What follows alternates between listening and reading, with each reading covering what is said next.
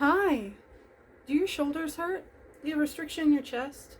Do you feel like you have a lot of pain going down your arm like this? Well, you might have an unbalanced rotator cuff. How do we address that? Well, first, an unbalanced rotator cuff, just so you understand what's happening, is that you're too strong on one side. Our rotator cuff is made up of 4 muscles. We have subscap, pecs, supraspinatus, and infraspinatus. These muscles will allow your shoulder to do this.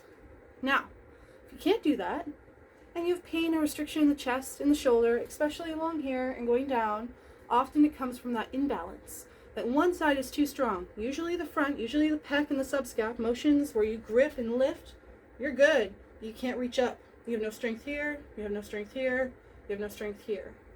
How do you fix that? Well, there's 2 versions that I use. One, if you're a more able-bodied person, I use a stick. You want the stick to be about 6 to 8 feet long. This one's excessive, but it's good enough for me. So you want to start with your knees bent. You want to make sure your knees are bent every time you do this, and this protects your low back. It makes your spine in a more neutral position, allowing those lower abs to engage and create stability in the lower body, so that when you're doing this stretch and strengthening exercise, because it's a combination of both, you are not going to hurt your back, because that's not the goal. We're just trying to work on the shoulders. So always do this with your knees bent, pelvis tilting down. Now, knees bent, pelvis tilting down, elbows straight as can be. You have your stick in front of you.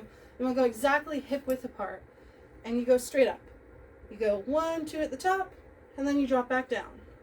And then 1, 2 at the very top, and then drop back down.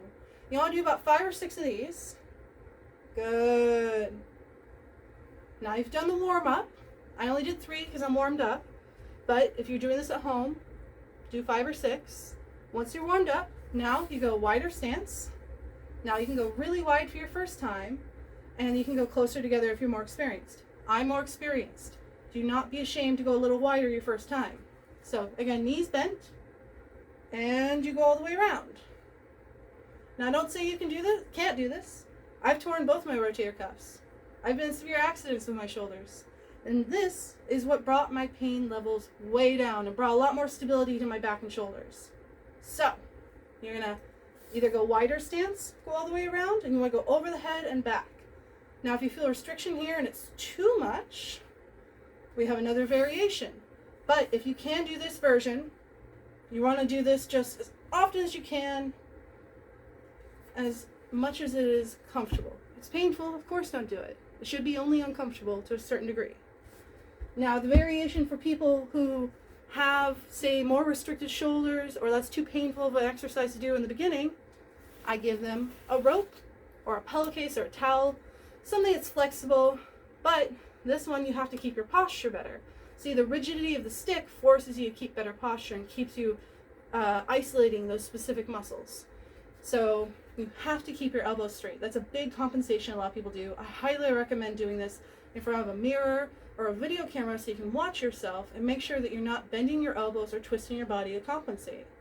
Again, bend the knees. Hands, you start at width apart, hip width apart. 5 or 6 of these. 1, 2, and so on and so forth. Then you go wider, and you go all the way around. See how I'm keeping my elbows straight? You go all the way back down. Good. Beautiful. I still have so much clicking and scar tissue in my shoulders. And it still grinds on occasion, but there is no pain. And I've broken down a lot of that scar tissue, and my shoulders are amazingly functional. And I'm able to do quite a physical job with no pain, considering I've worn a sling multiple times and dislocated my shoulders a few times as well. And this has been the move that has rehabilitated my shoulders and a lot of my clients' shoulders. So I highly recommend you try it out. If you don't like it, don't do it. But if it helps you, that's wonderful.